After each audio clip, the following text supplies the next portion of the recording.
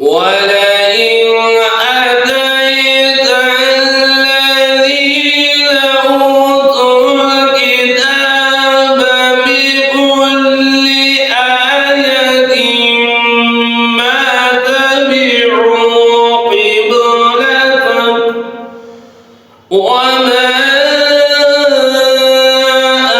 أنت بتابع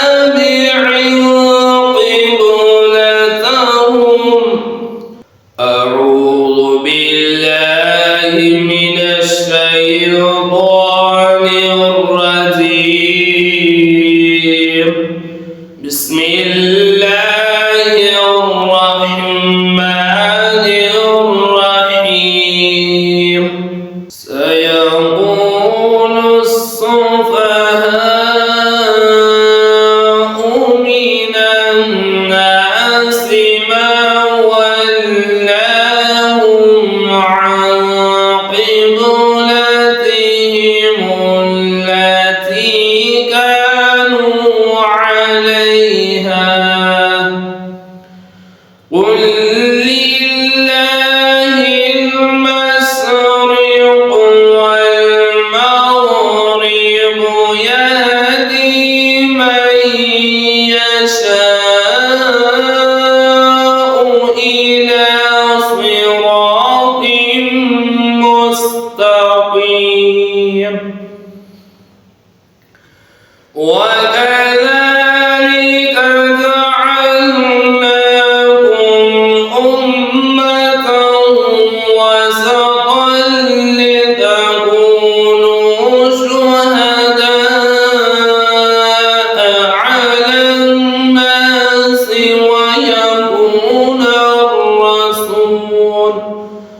شهداء على الناس ويكون الرسول عليكم شهيدا. وما جعلنا القبلة التي كنت عليها إلا